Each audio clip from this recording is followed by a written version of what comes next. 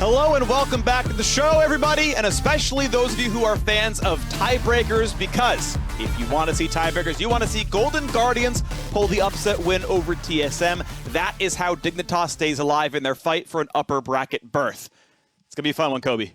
It certainly is, and a lot is on the line. As you're talking about, so much in this last day, jockeying for these top 4 spots in the MSI qualifier, because that gives you upper bracket, that gives you the extra life. If TSM win here, they lock one of those top 4 spots. That is going to be huge for them. Both teams have been looking to improve their early games as far as this specific matchup.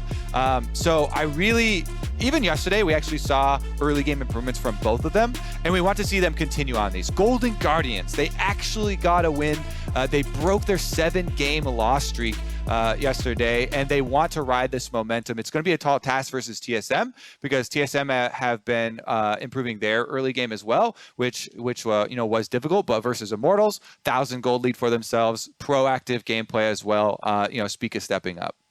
Yeah, it's cool to see this team getting better and better and better. I think TSM looked a little lackluster in lock-in. They looked shaky for the first, week or two of the regular season, but they have improved and improved and improved. And TSM have a good chance at getting the first seed at the end of the day here. If they win, they are guaranteed top 2. They either automatically take first or can tie break for 1 and 2 based on how things shake out. Cloud9 can kind of get some headroom there as well. So, we'll wait to see how that one plays out. But, guaranteed top 2 with the win. They're guaranteed top 4 based on how well they've played already so far. It'll be a fun battle kind of regardless. I want to see if Golden Guardians can obviously stack up as well. Much like with the FlyQuest game that we just had, the records carry over for the rest of the year. There is a triple round robin for the summer split, but if you're 3-15 or 4-14, you carry that record with you in the next round robin, and the next round robin, and that's dead weight you're carrying as you try to make it through to playoffs. There are games that Golden Guardians have to make up, whether they win today or they win in a month when it's time to start the regular season again. TSM, obviously, record's always good for playing for Worlds, but I think the big thing here is getting the easiest path into MSI. No Lilia ban or Hecarim ban thus far here from the red side, so it looks like TSM just trying to target ban here, take out some powerful lanes, Lucian off the board as well. Tristana maybe, pretty high priority here. With Azir getting knocked down a little bit, I want to see if, Power Evil sticks to it again. Hasn't shown fear of the champion of the nerfs. There's the Hecarim actually finding his way here. This definitely raises the priority on a Lilia ban for TSM. They can just go ahead and play Olaf or something into it, but that would definitely be my biggest concern. All right, is Lily going to join the table then? Is that going to be dropped off, or are there other champions they're more concerned about? Twisted Fate going to go away. Golden Guardians with the chance at playing global is going to be dropped off somewhat here. And the big thing for me, though, is Stixxay. I think he's been really an outstanding performer. I would say the best player on Golden Guardians so far this year. They're going to give iconic Udyr, who despite the nerfs is obviously still a very strong jungler. And with virtually all conventional AD carries left up, I think Stixxay can easily grab himself something strong before the second phase of bans. I think Lilia, actually, with the extra nerfs to the damage on Phoenix Stamp for Udyr on 11.5, I think Lilia has actually surpassed him. So I want to see if TSM grabbed that for Spica early on. Tristana, as we mentioned, with Lucian banned out, this one is going to be a really powerful flex pick. Lost can easily play this on the bottom side. We haven't seen PoE venture into the Tristana mid territory, and you generally are going to assume he's going, Syndra or Victor or, Control Mage AP carry from the mid lane, but it's not outside the realm of possibility. Remember back to the days where on FlyQuest, people were like, always Control Mages for PoE, and he's playing, Kiana during the height of, the Assassin meta as well, so he definitely still could do that. So Olaf going to be locked in means no Lilia in this game, despite your best intentions. Otherwise, Kobe, the team's ultimately going in different directions. She is very good. She is very, very good, especially when you consider that Tristana is possibly a mid laner, and you need magic damage somewhere in the composition. It's like, well, if you are playing an AD carry for Lost, and PoE is Tristana, Huni is your magic damage. But they've increasingly played weak side with Huni, and giving him Kennen doesn't seem all that appropriate. Regardless, though, we are into this one. Xayah going to be locked in, and even though Olaf can immune the root, you can just kill that guy with the Blade Caller at the end. So I think Xayah works pretty well with an Olaf in the game. Now I got to see what's alongside it. here are your scenarios where Olaf is better than Lilia as a jungle pick. Yes, the opportunity for AD mid laners is much bigger. They clearly don't care about that, even though they already have the Tristana. But the second one is if you get shield speed ups for the Olaf. And Orianna was what I was going to immediately mention because it's one of Power of Evil's best champions, longest, most played champions. And Seraphine is already banned out, which would be the other, big one that you want to play off of Olaf, because frontline, you get to shield him, speed him up, and you can shoot your ultimate off of him, plays off of that Berserker play style. And those would be the areas for it. Yes, the early game, you can also look at possible level 1, invades, but it's a similar thing with Lilia. You can go for level 1 invades off of Raptors and try and do, Raptor counter jungling. So we get our answer as far as the Azir question, though, at the beginning, as Power of Evil has not been dissuaded by the 10 damage off the soldiers, and goes right back to it. Okay, so TSM, assuming they're going to last pick for top lane, get rid of some of the good blind picks for Nile. So Gnar is off the table right now. I'd assume they would rush pick, or yeah, there's Gnar. I got it right. Gangplank, though, off the table there as well. Realistically looking at an early pick support, Rel is gone, but Alistar obviously pretty solid. We don't really see Leona much anymore, though I think she can totally fit. Rakan going to be dropped off. Okay, TSM. I still think you probably go for support and kind of pick top. I don't see why you'd need to blind top, but what they want to do and what Golden Guardians' final ban will be. I mean, they can also do Thresh, a blind Thresh, if they wanted to for TSM side. Following up on the top side, though, to try and protect what they assume is going to be a Huni final counter pick. I think that's everybody's going to assume that. Ooh, they actually take out the Sword Art Alistar. As far as the the main initiation that he has used in this game, we just saw Aphromoo in the previous game. Huge game-winning play from him on this champion. Sword Art is one of the guys, as soon as he came over here, you're thinking back to Flash Wolves days of his Alistar play. Super deep vision control, finding those flanks and finding those plays for TSM. It certainly has been the case. And when you have that priority on the Olaf, you're looking for charging forward. They do get him next best thing, the Nautilus with your point and click. You can basically just trade ults with the Xayah, try and do it that way. Click it on her. The Xayah does get to choose if she wants to handshake on that ult trade, but at the very least, it is a way to get it out.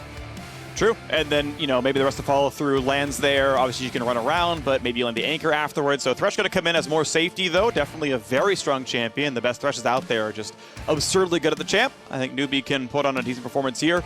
And Golden Guardians will have to blind pick for Niles in the top lane.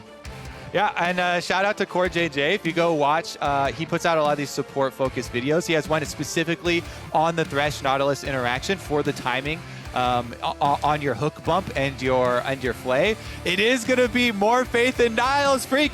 Guess what you get after winning the game yesterday? Nice first blood on that Kled. Here you go. You get the Camille.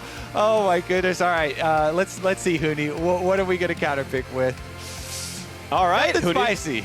He's weak side. He is Gragas. I mean, there's plenty of good interactions with Body Slam. I believe Body Slam beats Hookshot. I don't know for certain. I know there are top players out there who know the interaction for sure. I will check Twitter like at the start of the game. So just tweet me at Riot Freak who wins Body Slam Hookshot. I know this is known information, and I will pound it off when the game starts and pretend like I'm the smart one. Body Slam wins everything is my it's my understanding to all questions. Body Slam is insane. For a basic ability, the priority is nutty. Fun fact: Camille E does override Warwick ultimate, though. We'll still land this. Yeah, because Warwick ult doesn't knock you out of your abilities. But it's an ult, freak. It's an ult. Sure. Yeah, it must be unstoppable. It says so right on the ability. Yeah, it's a little troll. I'll give you that one. It's kind of troll. Oh, well. Okay. Camille's a fair champion sometimes. So this game, though. Yes. Focus. Center. Focus. Here we go. TSM, looking for top 2 like you're talking about.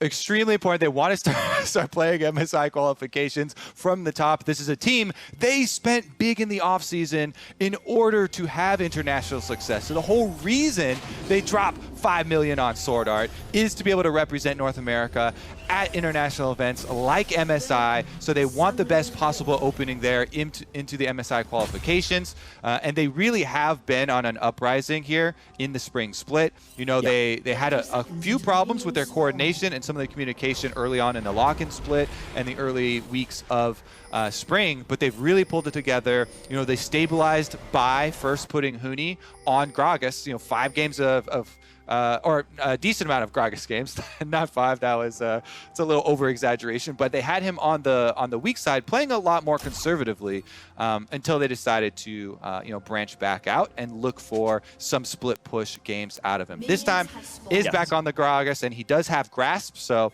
it is going to be the more conservative style there into Niles. I would like you to know that I've gotten 3 tweets now that all say body slam beats hookshot, body slam beats hookshot, and body slam wins. So no surprise, freak. Let me tell you again, body slam always wins. I'm not surprised. And if I've learned anything over my 30 some odd years of life, is Twitter is never wrong about anything. Take that as you will. But I assume they're right here. Yeah, we're going to move past that one really quickly and look at the laning phase. As Stixxay and Newbie going to try to push for the early level 2. They will have free lane control here, which means they can manicure the wave as needed. Obviously, Tristana can fight back with explosive charge at some points in time, especially if you want to burn the cooldown for it, which is, I think, reasonably doable on like the first wave or so. But this will be, still a minion ahead, maybe 2 minions ahead. As long as you don't push it down too fast, the other wave comes in for reinforcements, and it works out okay. So we might get to see a hook play or a flay option if TSM plays disrespectfully here. Yeah, level 2 is really big in the Nautilus Thresh matchup, and AD carries are a part of it, but it's so much about the hook play interaction there for Newbie. If you can get that level 2, looks like they are pushing up. They should be able to secure it, no problem. TSM do give it up. As you mentioned, they had the CS lead there. Niles drops a couple of CS off of some misplay, but not going to mean too much. Nice try on the hook. Gets it in front of the minion, but off to the side. That was well aimed by Newbie, but lost. Moves the right direction to stay alive. A little bit of blade color damage is pretty good. And we can go back in for the push. Indeed, Golden Guardians going to push this wave into the turret as well and have it bounce back a little bit later. I believe... I'm not sure if they're actually able to track the Olaf at the beginning of the game. We know Golden Guardians did not leash. The Udyr was spotted by wards, though, despite the leashless start. So TSM knows what's going on.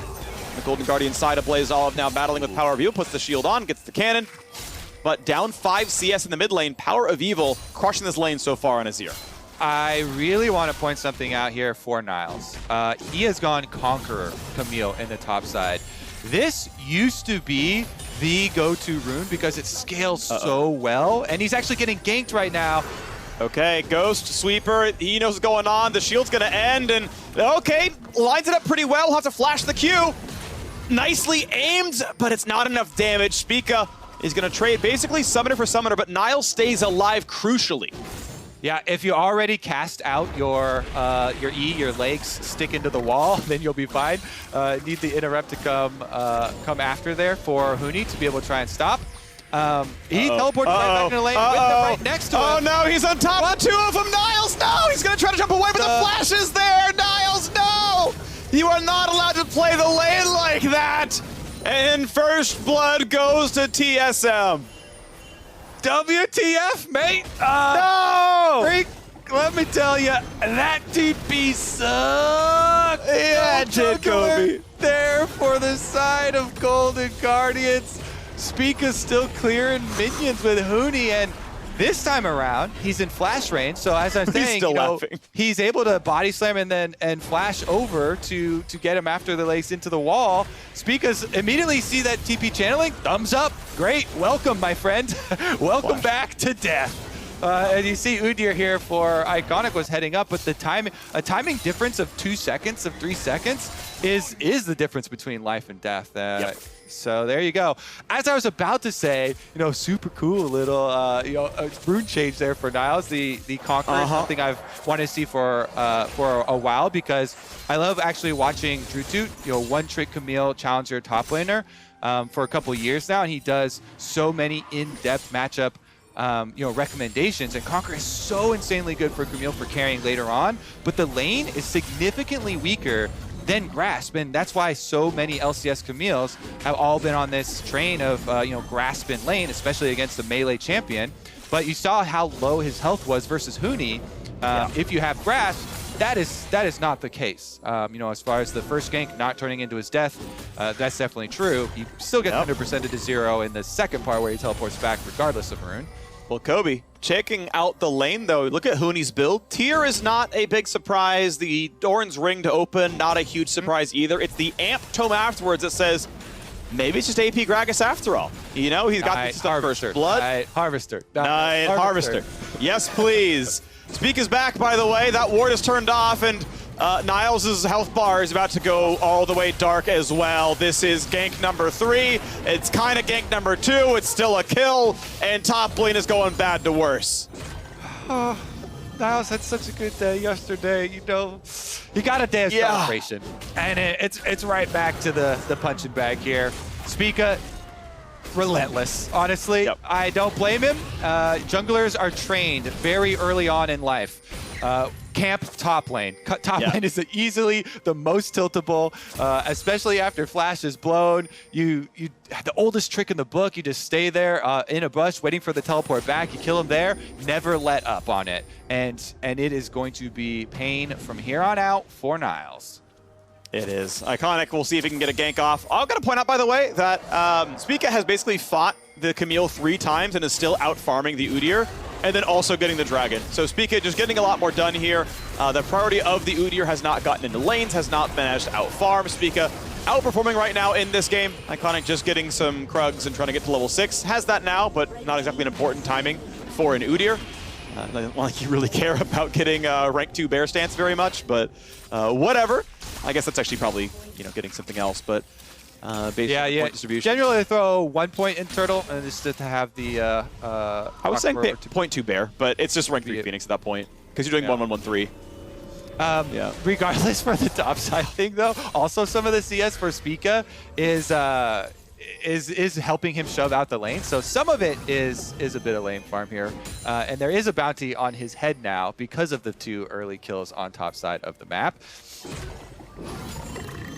Huni's going to kill a cannon. Niles going to take a little bit of barrel damage, but see if he can get that wave to go back towards his turret in any way. The farm is close, and thankfully for him, the assists only are on Huni. It's still a good 370 gold worth of assists. Like, he's still pretty rich, but at least it's not as bad as it could have been.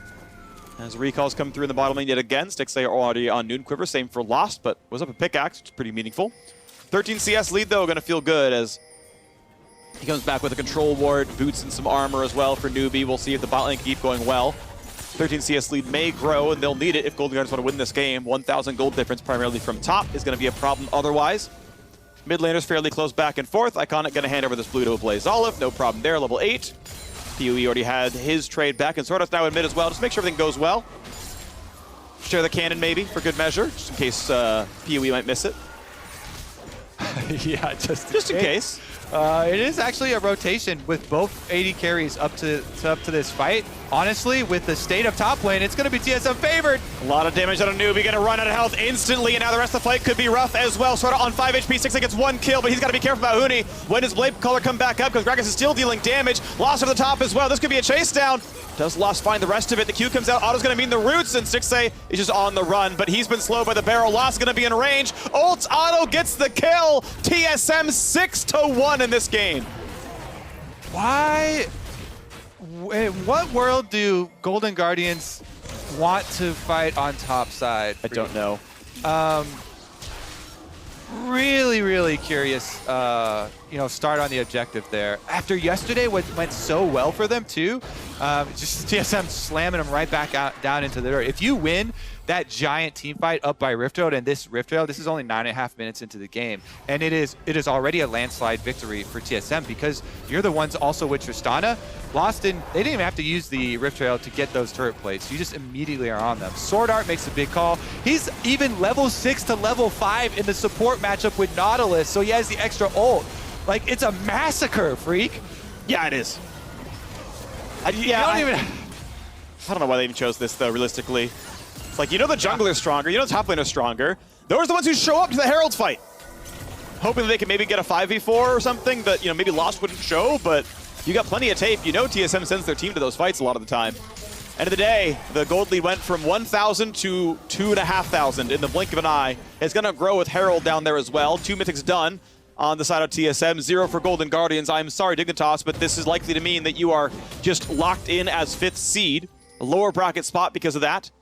TSM, though, still fighting for top 2. We'll orient around them instead, as that would be the big redemption arc for TSM. Like, they won the summer split of the LCS. They are the reigning LCS champions. People forgot about that because their Worlds was so bad. 0-6 group stage. Yeah, they also changed 4 players. Well, also, of course, I mean, The other four were asleep at the wheel when Speaker went for a big sleep. And, so he got to stay on the roster, and everyone else is like, yeah, we're not playing anymore. We're done. I mean, Devil fully retired, which, you know, I wouldn't blame him. Anyway. That was Freak, leave it to Freak to just play TSM as they're blasting this game. They have it in hand by like 10, Yeah. We're moving on. I'm sorry, we're moving on. I get distracted really easily. I'm sorry about it. But yes, TSM, I was just telling the story of TSM over the last 6 months, that's all. Okay. The reigning LCS champions, back on top is kind of the road, it feels like, with this new roster. Huni under the tower knocks him into it, but can't get the rest of the damage there. Iconic was there for the counter get called the same. Yeah, I mean, they can still brute force. Honestly, these two in the duo are so far ahead. Yeah, just brute force this one. It's only a few more autos needed on this turret, and while Iconic can come over, they still don't win that fight. This is just TSM laying it down. You can't do anything about it. Okay, Huni gets a little bit of damage, and they don't finish the first turret, but gold exchanged here, and if they just back off, then that easily can be finished up after the dragon. I wonder if Niles could have just ulted that one and tried to lock down Huni and just have like Iconic show up, get the kill, because Gragas, no flash, no ult, like is not getting away from any of that. It can't knock you out of the ultimatum. I'm curious if that just should have been a play. I realize you don't want to ult a lot as a 0-3 Camille, but you were in front of your turret. Like the counterplay's not good there. Regardless, go ahead. If you ult there, the only thing is that then I believe Huni still had body slam. So if you ult, then you have nothing to dodge.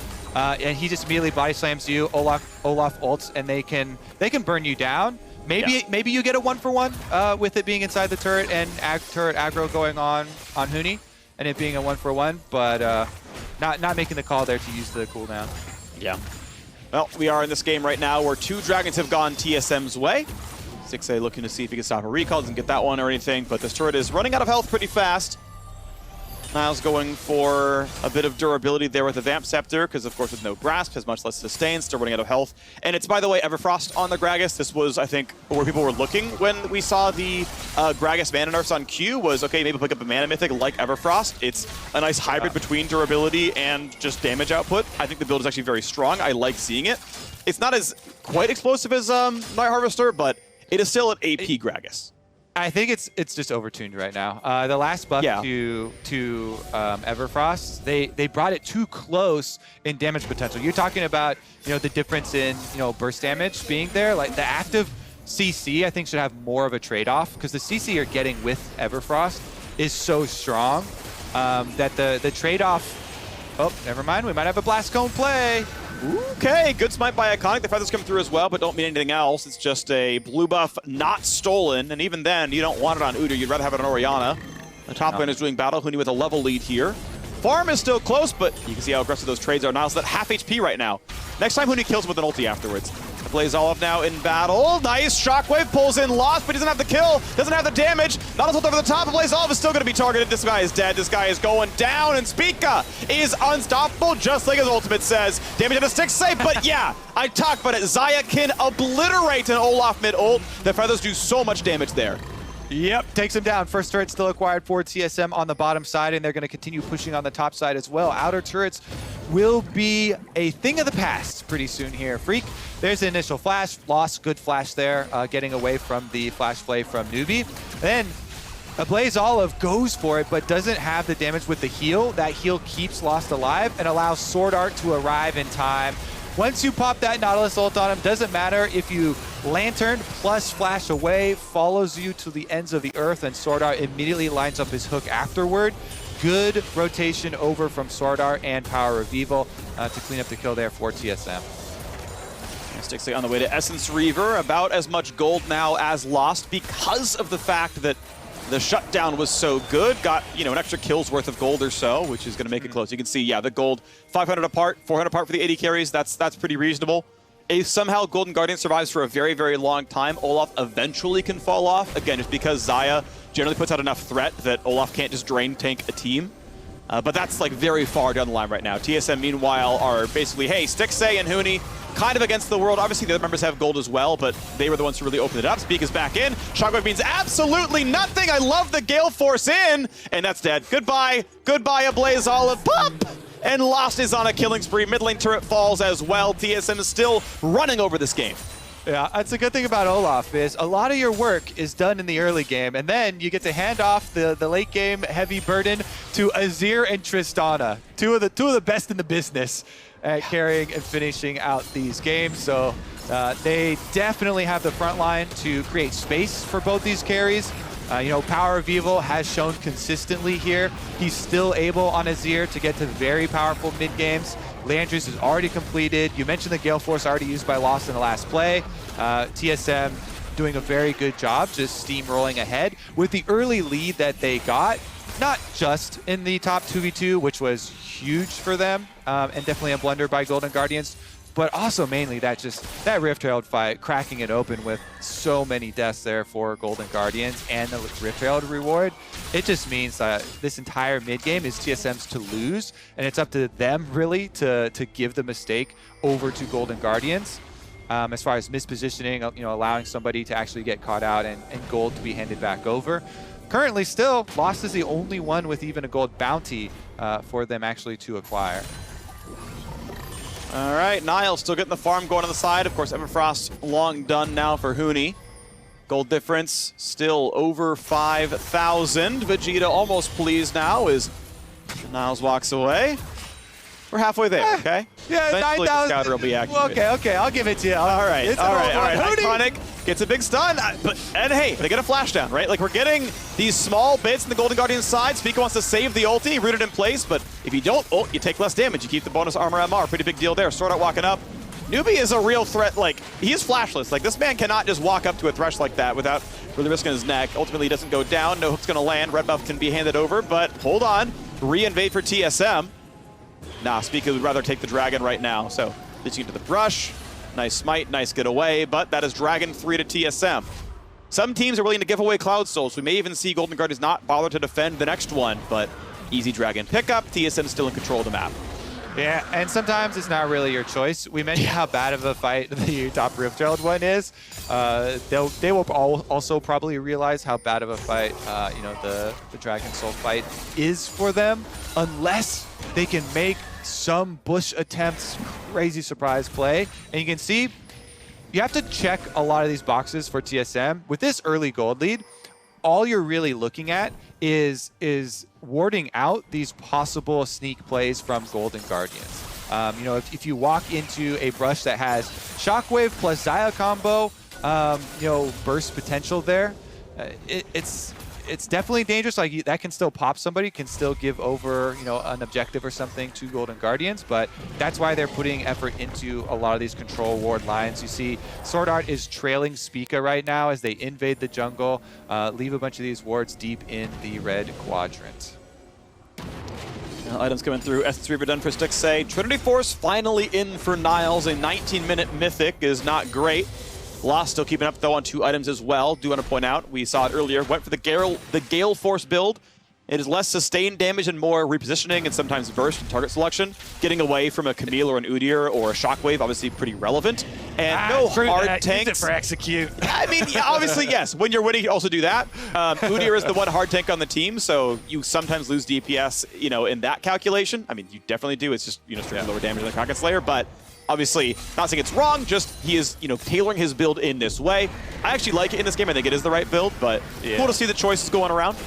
I love it because, you know, like you're saying, in games when you're ahead like this, you want to see these Tristana Malphite ultimates where Tristana's jumping in to 100% somebody, and if you add Gale Force into your rotation, that gets you your execute for your rocket jump back out. So this is the YouTube highlight build that you can make for creating your own rocket jump resets by fully executing your target. Absolutely. So, nicely done by Golden Guardians. Though they managed to pop the eye before it could crash into the inhibitor turret. So well done there to get the autos timed well and positioned well enough that no extra damage to that turret. Niles just trading blows. And, I mean, realistically, you know, it doesn't look like a 0-3 versus a 0-0-3 here. And the fact that these players are actually trading farm pretty well. They're just both sitting isolated in the side lane. He's winning everywhere else, don't get me wrong. But Huni and Niles just kind of trading blows, just trading farm back and forth. Playing a fairly uneventful game otherwise, as Zonius is next up for the Gragas. So it is, you know, sort of partial AP. It's all the tanky AP items. Everfrost and the rest of it. Yeah, exactly. Seeker's good, you know, good defensive item. Very decent value still on that. So rushing towards that Zhonya's, he's got a stopwatch to use to, like to make a play before full combine, since you don't get, much stats there with the full combine for Zhonya's. Maybe we'll see him go for an aggressive initiation with the Gragas. I love it when, we still see the AP Gragas going for those with the Everfrost combination, then Zhonya's, and has flash if he doesn't have to use it at the beginning, can use it to get out. Ult dodges body slam, walks away, still gonna be knocked up by Nautilus though, but he's in a turret right now. Pee-wee's showing up though for the shuffle, getting away from the turret, and Niles is one auto from dead, they're gonna get it. Power Revo lands the last shot, gets the kill picked up in the 3v1. Turret's gonna drop now as well as Lost shows up, and that is a 0-4 top laner. TSM open the gold lead to 7,000. They are a minute and a half away from Cloud Soul. All right, over under on this Cloud Dragon living 15 seconds on Summoner's Rift, Freak. Okay. You're gonna take be it dead by over, or- 22-10. I'll say, actually, TSM may be in a spot where they're like doing something, so I'll say over just because. Okay. Or they could go Baron, they could be like, Right. oh, here, Golden Guardians, you take, yeah. All right, that's reasonable. I'll say past 22-10, which would be the timer, right? Yeah. Honestly, that line's up. I would actually like to see TSM just post up on the Baron with the threat of the Soul, because they can easily take Baron and end the entire freaking game with this state. Again, BF Sword added on top for Lost, level 12 for the Tristana, is up to the same level as Niles. Always definitely painful, to see your enemy AD carry the same as one of your solo laners. Especially if it is the Tristana that can jump in and look for those 100-0. Go force plays. Still getting slowed though. Not putting the Flay down just yet. Maybe it was already dodged and he burns a stopwatch, but he's always going to die there. Kind of a wasted item, but it's going to be TSM getting the kill picked up. And actually, Kobe, you're going to be right about this one. TSM's the right spot on the map. They've got the 5v4. Speaker's waiting inside the pit. It's going to be a fast dragon. All right, that dragon's not living even close to 15 seconds. Speaker will make sure of it. Mid lane play for Golden Guardians, maybe as they attempt to go onto Lost. Meanwhile, they're pinging Baron. It's just Orianna up there. I think Blazov was just clearing out some wards. Oh, Kobe! Kobe, I win! It's living on. Kobe, I win! Speaker left the dragon! I don't know why. I guess he'd give PoE the chance, but I was right. They had to play around Baron. I didn't think that Golden Guardians actually even had enough threat, to sneak a Baron or anything. I was just assuming, Blazov's just clearing out wards there, but just clearing out the wards, TSM want to cover their bases. PoE says, I will do it, even though it takes almost Azir's whole health bar to do it, because he has no sustain. But there's no rest for them, just pick up that Cloud Soul, and I've become a jungler now. Azir nerfs have actually turned him into king of the jungle. Great, yep. Yeah, that's going to be his 4th camp in a row now. He got blue, he got Gromp, he's getting the wolves. It's like, Speaker, you can go walk mid. Do something else, whatever. We're getting the farm going. We'll see what role comes in swap next. now that they feel like they've guaranteed themselves their top 2. They're like, yeah, all right, let's have some fun. Yeah, why not? I think we saw Mad Lions do that earlier today, so, sometimes you just, whatever. You're going to win anyway, so who cares? TSM well poised now to lock top 2 in the LCS, chance at a #1 seed into the playoffs. A mid-season showdown, the easiest opponent possible. We know their similar opponents are going to be Team Liquid, 100 Thieves, Cloud9. Those are the possible fights that they have in the first round. From the upper bracket is now Lost, trying to get away, and does so. Gale Force and Rocket Jump down. Niles TP's in. Flash combo misses. Stixxay. He's going to get away from the rest of the knockouts, but that's going to be an anchor landing, and Stixxay gets the root, gets shut down. Shockwave dodged by Sword Art Stopwatch, and it's 2-1 so far. Only a kill on the support, and it will not be a third. All of Golden Guardians running away for their lives, but only a Blaze Olive has his. Gets a slow, gets to run with Phase Rush, gets out, but TSM takes that fight 4-1. How good is Sword Art there? Sacrificing himself. Off of Huni's play, blowing Zaya's ultimate there, he walks in so deep to be able to line up the hook as soon as Stixxay lands back on the ground. Stixxay dies with flash there. Sword Art is able to follow up with the hook. He immediately Zhonya's. In the end, trades his life for the teamfight victory, for the kill onto Zaya, taking down the carry. Fully worth for TSM. Well executed in their focus in the team fight, take down the carries, burn out the ultimate first, follow up CC. and they take this one. So they do get the flank around the backside, because even though Tristan is chased off, Huni, he goes in onto Stixxay, and then Stixxay actually ults the Everfrost. But Sword Art is looking for him to come down. As soon as he arrives, the Xayah is dead, and the rest of TSM are just picking apart the Golden Guardians. Remnants here of their team fight. Blazolov, the only one to live, but you know, he doesn't get to do much except for tell the tale of the demise of the rest of the squad. Yep. Unfortunately, team is dropping away. Infinity Edge will be a nice power spec for Stixxay in about 1,000 gold, but doesn't have that right now. Instead, the IE is already in for loss. His damage output is massive right now. Gonna have an easy time killing anyone he wants to hit right now, and obviously the 8-kill Olaf's gonna feel good. Pretty standard build of Chem Tank into both the move speed items. And now, TSM waiting for the next push forward. 2 people sitting in Fog of War, except for the ward right there. Puts a controller down, now it's gone. Lost hiding in Fog, but ready to push down the bottom lane. Baron buff on for 2 minutes right now as TSM goes in. This turret is going to be a pretty easy target.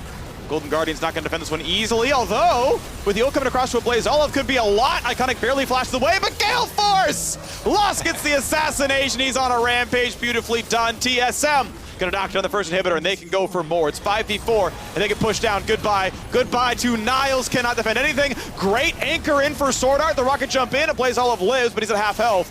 And in a 5v3, this push is gonna be pretty easy for TSM's side. They will lose the minions for now, but the waves are coming in for mid lane right now. Yep, TSM not going to waste any time there, Freak. I think you might get your favorite name change for Lost after all. Yes. Splits coming right up. This inhibitor is down, and they actually aren't going to hard force on Nexus turrets, even with Niles and Iconic still down. They're going to run the full gauntlet here, clean up all 3 lanes as they go to get top wave minions. And should be a pretty comfortable finish here with the extra speed from Cloud Drake. Maybe they go for the dive, pop ultimates and charge right on in there. There we go, charge comes down, minions go away. Anchor's gonna land, easy target there, flashing away to safety for now. Spica dropped low, and that will be a kill. That is big damage for Stixxay. Flash hook, It's gonna catch one. Shockwave pulls in Gragas, but the anchor brings in support and also grabs him a kill out of the mid laner. The flash in, the chase down, Power of Evil sets him up and knocks him down. TSM, they lose 1, but they win the fight 21-4. And the chance at first seed, the Bud Light Ace will signal the death of Golden Guardians. Sword Art pops in G2 Flare for good measure. See you at MSI maybe as game ends. TSM 12-6 in the LCS. Yes, sir. That was quite a stomp here from TSM. Early game just insanely out of control. What with the top teleport return there from Niles into lane, with Spica still there on Olaf, instantly killing him, then the return ganks on top side, and then Golden Guardians still starting up the fight on Rift Herald and taking the 5-on-5 on their weak side of the map where they had suffered so many of these early losses. After that one, TSM able to use this early game control, objective stacking, just right down. You know, as expected there, honestly, with that early game lead. Yeah, well done by TSM. I mean, we knew coming in they were the better team. They look like, you know, a top 3 team in the LCS, top 2 reliably against, yeah, the weakest team right now in the LCS. The road for Golden Guardians was always, we're going to improve. By June, these games are going to be wins. That's what we're going to see them next, more or less, is that this is over. Golden Guardians have no more games to play. They are not in playoffs. We will see them in the summer split, and they are carrying forward their 3-15 record. From there, they've got to get to at least top 8 to make that into a playoff run to go for Worlds. But again, they are, you know, 2 games behind CLG, another few games behind FlyQuest for the chance at being in 8th place. So that is the road ahead for Golden Guardians. For TSM, the road is playoffs and the chance at a tiebreaker. They need evil geniuses. They need immortals to beat Cloud9 so they can be in that kind of head-to-head to fight for number 1. If Cloud9 wins, hey, sorry, they own the head-to-head. TSM, you're not getting first seed. So we'll see how that one goes. That'll be the consideration as time moves on to see if they can make that number 1 seed happen. Now, on the other side, we will hear from TSM's Power of Evil in our Verizon post-game interview. So we'll see you there.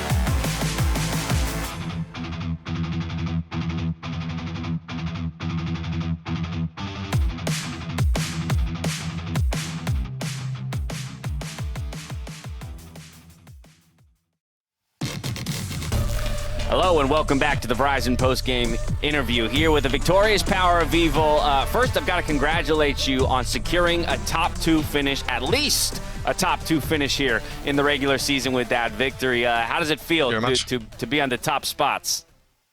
It feels great. Obviously, going into the day, there's so many tiebreaker situations that there's a chance that we would have dropped down to like 5th or 6th place possibly. I think 5th. So we really wanted to, win the game and do our best to secure the top 2, and maybe later on the day we can even fight for the 1st place. Oh, okay. There's my next question. There is a possibility that later in the day you get to challenge for the top spot. It does, of course, require C9 to drop the game. They are in control of their own destiny. But thinking ahead to those possible matchups, do you feel like you guys have what it takes? Have you done the preparation, or is that what's about to happen between now and then in terms of challenging Cloud9? The preparation is already ready. We're just waiting to see if Immortals can help us out to secure the 1st place. We have won against them before. They have won against us, so I think it's going to be a close match, and it's going to be really exciting. I hope Immortals can, make it happen and have that banger tiebreaker at the end of the day. I was going to say, I think League fans are hoping for it, because that would be an epic way to finish out the split, seeing Cloud9 and TSM challenge each other for 1st place. Now, separately, I'm kind of curious how you look at the impact of seeding this year, particularly in the top 4, and that's because of how close all of the teams are. If ultimately only one game separates each of the top 4 teams, do you really feel like matchup within the top 4 is that important, or was the important step just getting to the top 4 and earning double a limb? I think for me personally, I think just securing top 4 was the important part, because as you mentioned, every team is so close with each other, and I felt like all the top teams won against each other. So like, for example, we lost against Stick, but we won against TL Hunter Thieves. So it's like a really close battle between all the top teams, and just having the chance to, losing one best of 5 and then having like the run on the lower bracket is really important. And you have seen it last year when we in Flycrest in Spring Split lost in the 1st round, made it all the way to finals, or TSM in the Summer Split, they lost, I think, in the 1st round, and they even won the finals. So it really shows that, getting that, I guess, like one best of 5 really helps you to like sort things out and, potentially make the full run. Right, I guess you get the bad matchup in the 1st round. You get the double limb to get maybe some better matchups and fight your way back up to the top, right? How ultimately are you reflecting on the progress that TSM has made this split? Again, I think there was a fair amount of criticism in the early stages of the regular season about the way that you guys were approaching the game. And at times, the targeted criticism was lack of proactivity. At this point, 6 weeks in, do you feel like you guys have shored up a lot of those weaknesses? For sure. I'm very happy about how we have been improving over the weeks. I will still remember week 1 or even lock-in, where it's just pure chaos and everyone is calling, everyone is screaming around. I couldn't even hear my own thoughts, and I'm like, what the hell is going on? Like, we had multiple games where like one player had like 6, 7, 8 deaths because it's just so much chaos and like no structure. And I feel like nowadays our games have been more and more clean. We have been more proactive, and even when we fall behind, we have been trying to come back, and we had multiple games where we just do good comeback plays and end up winning the game. So pretty confident going into playoffs. Now, within that, I do recall one tweet that you threw out, and I think we talked about it just the other day on the broadcast, where you had made, the split-second Baron call to kind of, come back in a game. Has the shot calling system kind of, has that fallen entirely onto your shoulders? Are you guys running kind of a dual shot calling system? I mean, without giving more away than you want to, how has that worked out? In this team and in my previous teams, it's like, everyone has kind of like a role. So as example, Speaker is calling most of the early game with Sword Art, and the laners are just giving information on what we can do for him and what he wants us to do. And then in the mid game, it's mostly like the top lane, mid lane calling, like how's the lane assignment, how do we want to play out the game. And these like split-second decisions, actually everyone is doing them. And I was just really happy about that, because I feel like we have a lot of experience in this team and we have a lot of veterans. So there were multiple times where like, there's like, I think 2 games where we do like a sneaky Baron that I call because I just felt like they wouldn't think about it. And then there's like situations where I remember Speaker would call, actually let's rotate to the top lane, and then we kind of base race them. I think that was against Cloud9 or something, and then we ended up killing, I know that was against TL, and we ended up killing like Seraphine, which was Jensen at that time. So like, I feel like we have a lot of veterans and a lot of experience, and that's why these like creative shot call, like split-second decisions work out for us because we have experienced them so many times. Well, that's where my final question wants to go. It's on that experience point as we look towards the postseason picture and moving into best of fives. You guys do have incredible experience across this roster. So how are you feeling about moving into best of fives, a part of this season where we typically cite experience as playing much more a factor in coming away with the series victory than it would in a best of one? I think it plays a big role because not only does it matter that like you have experience possibly being 0-2 down and like coming back from that and reverse sweeping, but as well like it goes down to like champion pools. Like sometimes like certain stuff doesn't work out and then you need to change it completely and you will play out and you suddenly will play a champion that you haven't practiced for like a week or a month, right? And obviously if you're a veteran, you're way more comfortable doing that than if you're like a new player, like playing your first year or like your first split. So I think best of fives are going to benefit us, but we need to see how we do, obviously. Absolutely, absolutely. Well, there's one thing we know that is that you have a deep champion pool as well, so I wonder if you'll get pushed in that regard when it comes to the playoffs. But Power of Evil, again, I want to congratulate you on the top 2 finish. I know that you guys are now probably going to go have a watch party to see if you're ultimately going to have another shot at top 1, so I do want to let you go. Thank you so much for talking to me today. Thank you as well. All right, from here, everybody, we are going to a quick commercial break, but on the other side, it's Game 3 hitting your screens. So we'll see you soon. You've saved me so much on my insurance with that Russell rate. You become my muse. Russell, State Farm offers everyone surprisingly great rates. I feel like I captured your kind eyes. You want the real deal? Like a good neighbor, State Farm is there.